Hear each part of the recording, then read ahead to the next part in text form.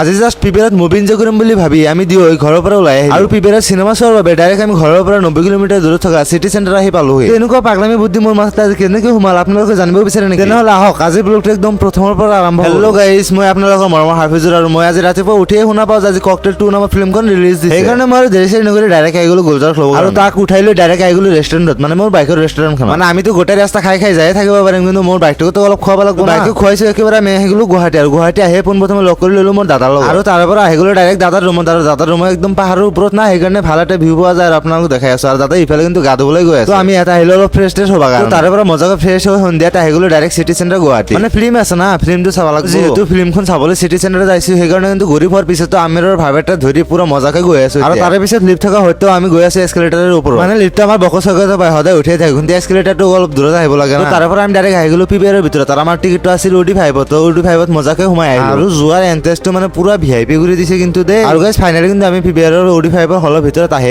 আৰু গাইজ এটা কথা মন কৰিছে নে, মানে বেলেগ ঠাইত মানুহে সন্মুখত বহিবৰ কাৰণে কেনেকুৱা এটা বেমাজালি লগাই দিয়ে, একমাত্ৰ ফিল্ম হলে এটা জাগা যিটোত মানুহে পইচা বেছি দি হলেও পিছত বহিবলৈ চেষ্টা কৰে। মইতো আগৰ পৰাই বেগ আছে সেইকাৰণে কিন্তু একদম পিছতে টিকেটটো কাটি। আৰু গাইজ ইয়াৰে মাজত এটা সুখবৰ, মানে মোৰতো জিন্দগীতে গাৰ্লফ্ৰেণ্ড নহলে, গাৰ্লফ্ৰেণ্ডটো নাই ইমান বেয়া কপাল থকাৰ পিছতো মোৰ ওচৰত এজন ছোৱালী বহিছে, তথাপিও আকৌ ধুনীয়া। পিবিআৰৰ হলৰ ভিতৰত বহি ছোৱালীজনীৰ লগত বহি একেলগে ফিল্মখন এনজয় কৰাৰ পিছত আমি ডাইৰেক্ট আহি গ'লো আৰু বাহিৰতে আহি সৰু ল'ৰা ছোৱালীৰ নিচিনা ডাইৰেক্ট আহি পৰিলো গেম জোন। মানে যদিও এতিয়ালৈকে বাচ্চা নাই কিন্তু মনটো বাচ্চা নিচিনাই না, যদিও ইয়াতে আমি সৰু ল'ৰা ছোৱালীৰ নিচিনা খেলিব নোৱাৰো চাবতো পাৰি। এইবাৰ সেই গেম জোনৰ ভিতৰত একদম ফুৰা চুৰা আৰম্ভ কৰি দিলো। আৰু গাইজ সঁচা কথা ক'লে এই চিটি চেণ্টাৰটো আমি আগতে চিনি পোৱা নাছিলো আৰু মোৰ ওচৰত সৰু থাকোতে ইমান পইচা নাছিল, নহ'লেতো মই পাক্কা আহিলো হৈ সৰু থাকোতে। আকৌ গাইজ সেই একেই কথা, লিফ্ট থকা সত্ত্বেও কিন্তু আমি আকৌ নামি আছো তলত এস্কেলেটাৰ। আৰু এতিয়া নমাৰ কিন্তু এটা বেলেগ কাৰণ আছে দেই, মানে আমাৰ পিছফালে চাও কি সুন্দৰ সুন্দৰ ধুনীয়া ধুনীয়া ছোৱালীবোৰ আহে, তেনেহ'লে আমি কিয় লিফ্টে নামিম কওকচোন। এতিয়া আকৌ কমেণ্ট বক্সত কোনো মোক ফাল্টু নক'ব মই কিন্তু এনে ধেমালি কৰিছো। আৰু গাইজ আপোনালোকে যদি নিজকে ধনী বুলি ভাবে তেনেহ'লে এইবাৰ চিটি চেণ্টাৰ আহি চাব, আপোনাৰ ৰিয়েলিটি মানে আপোনাৰ ৱাকাৰটো আপুনি গম পাব, মানে বেয়া নাপাব। ইয়াত যি বস্তুৰ দাম, মানে ৰিয়েল গৰিবীটো ইয়াত আহিলেহে ফিল হয়। ইমান গৰিবী থকাৰ সত্ত্বেও কিন্তু মই এতিয়া মজাকে পোষ্ট মাৰি গৈ আছো। আৰু গাইজ আপোনালোকে জাষ্ট একবাৰ ডেকৰেশ্যনৰ ফালে চাওকচোন, মানে ওপৰৰ পিনে কি মজাকে সজাইছে, একদম পখিলা চখিলাৰে পুৰা ভৰপূৰ কৰি দিছে। গাইজ মুভি এনজয় কৰাৰ পিছত কিন্তু আমি ডাইৰেক্ট আহি পৰিলো কিবা এটা খাবৰ কাৰণে, আৰু ইয়াতে খোৱা লোৱা শেষ কৰি কিন্তু আমি ইয়াৰ পৰা ডাইৰেক্ট আহি পৰিলো